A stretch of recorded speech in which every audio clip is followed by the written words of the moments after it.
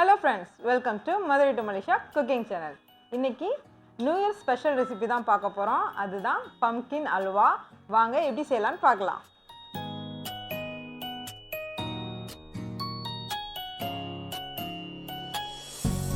First 1 tablespoon நெய் விட்டு முந்திரி பருப்பை வறுத்து எடுத்துக்கலாம் நெய்யில.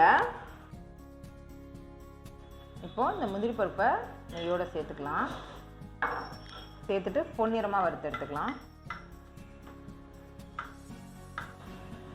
இப்போ முந்திரி பருப்பு வறுத்தாச்சு, இதை ஒரு பிளேட்ல மாத்திக்கலாம்.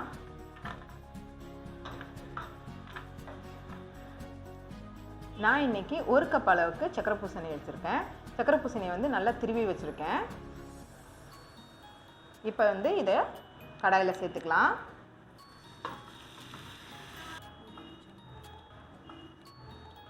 இந்த சக்கரை பூசணியை வந்து ஈரப்பதம் குறையிற வரைக்கும் நல்லா வதக்கி எடுத்துக்கலாம். நல்லா ட்ரை ஆகணும்.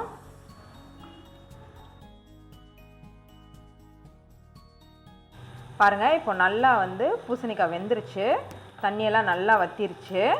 இந்த அளவுக்கு மசிற அளவுக்கு நீங்கள் நல்லா வதக்கி எடுத்துக்கணும். பச்சை வாசம் போயிடணும் மெயினாக, அப்போ தான் அல்வாவுக்கு நல்லாயிருக்கும். இந்த ஸ்டேஜில் வந்து நான் ஊற வச்சுருக்க சாஃப்ரான் சேர்க்க போகிறேன். நீங்கள் வந்து கலர் பொடி சேர்க்குறதா இருந்தால் சக்கரை ஆட் பண்ணதுக்கப்புறம் கலர் பொடி சேருங்க.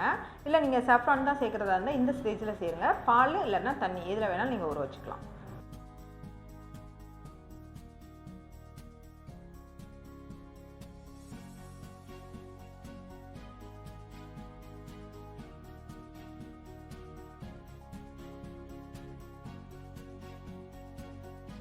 இப்போ வந்து நான் சர்க்கரை சேர்க்க போகிறேன். 1 கப் பூசணிக்கு 1/2 கப் சர்க்கரை.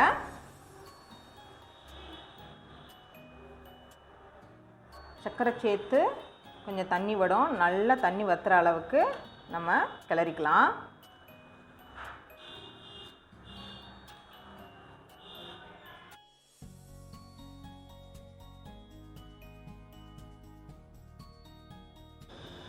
இந்த மாதிரி கைவிடாமல் கிளறணும்.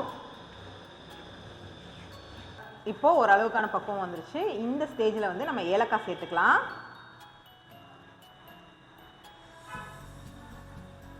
இந்த மாதிரி ஏலக்காயை பொடி பண்ணி சேர்த்துக்கோங்க. ஏலக்காய் சேர்த்துட்டு நல்லா கிளறி விட்டுறலாம்.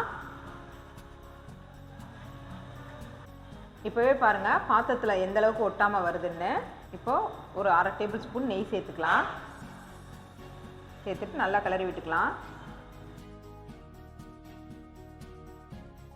இப்போ பாருங்கள் நல்லா சுருண்டு வந்துருச்சு, பாத்திரத்தில் ஒட்டாமல். இதுதான் அல்வாக்கான பக்குவம். பாருங்கள் சூப்பராக ரெடி ஆயிடுச்சு பூசணிக்காய் அல்வா.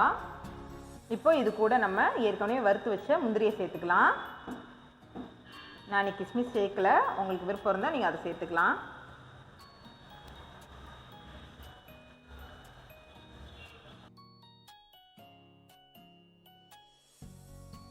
அவ்வளோதான் ஃப்ரெண்ட்ஸ், ஈஸியான பூசணிக்காய் அல்வா ரெடி ஆயிடுச்சு. நீங்களும் இது வீட்டில் கண்டிப்பாக செஞ்சு பாருங்கள். ரொம்ப ஈஸியான ஸ்வீட் ரெசிபி. அடுத்து நான் உங்களோட சூப்பரான ரெசிபியில் சந்திக்கிறேன். Happy new year.